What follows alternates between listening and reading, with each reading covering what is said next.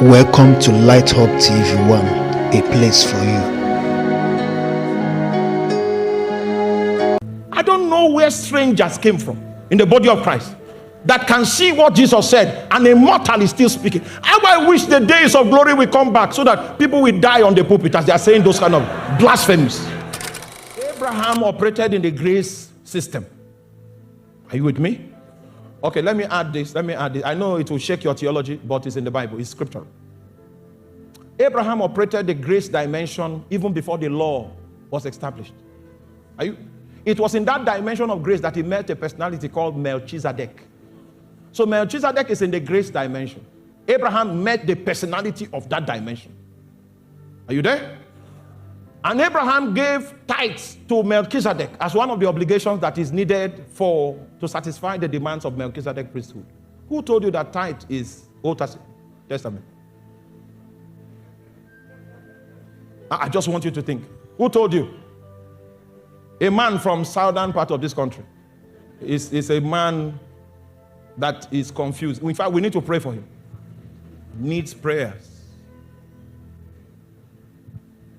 It's in that system of the grace dimension that Melchizedek appeared and he interacted with him,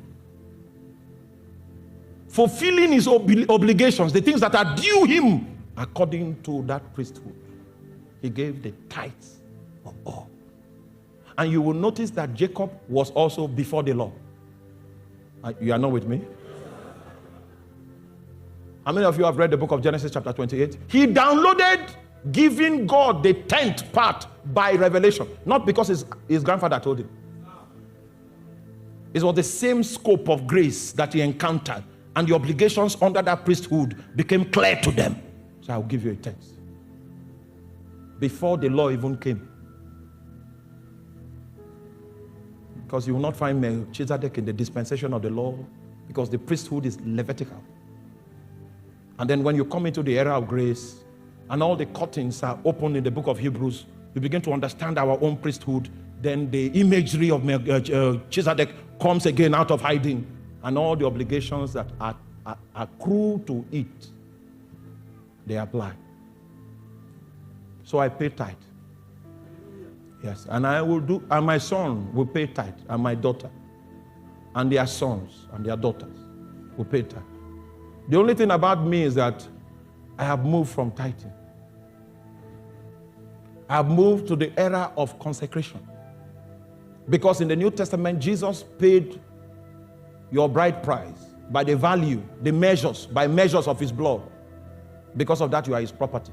So the demand in the New Testament is superior to tithing, 10%. It is consecration. That means God owns all and God must have all. However, you will not enter into that level of consecration by accident. You will start with tithing first, 10%. Because the law was a schoolmaster to lead us to Christ. Never fulfill the demands of consecration until you begin with 10%. 10% is elementary school. Meanwhile, that was a hallmark of spirituality in the Old Testament, but it's elementary for us. You can't take it away, because Jesus himself did not take it away. In the book of Matthew chapter 23 verse 23, Jesus said, you pay the tithe of Amin, of cumin and anise, and you have forgotten the weightier matters of the law. Put it on the screen. Woe unto you, scribes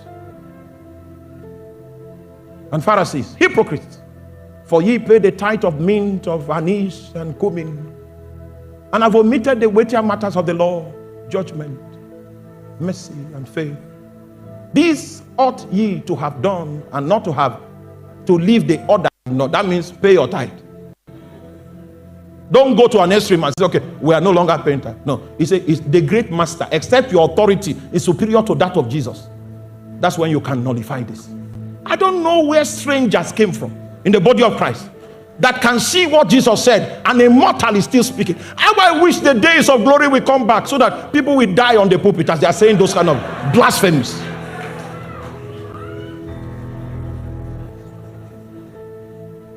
It's blasphemy. Sorry, I'm called to do this. This is part of, I am called by Jesus to do this job. Don't do it with me. You will not survive. You will be arrested. But I cannot be arrested because Jesus sent me. The man that will attempt to arrest me, he will not see breath in the morning. I promise you. I promise you.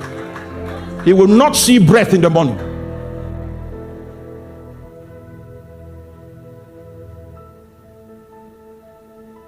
It's blasphemy.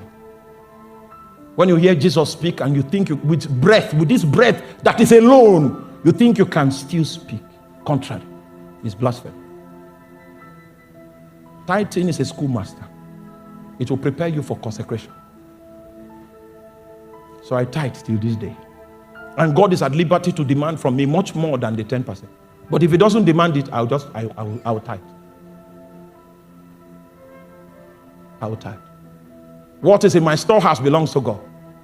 Even as much as early this morning, he said, release this. I couldn't sleep. So I said, why am I awake? I need rest so that I can preach. He didn't say anything. 4:45 a.m. He said, release this amount here. Release that amount here. That was when sleep came. I said, you would have told me by 12 midnight. That one is not titled. That one is because he owns all. And then when a man that has laid himself and prostrate before the altar comes and people point at him, it will never go unaddressed. It will never go unaddressed. I know this. I know this well. Thank you for watching this video. Please subscribe, like and share.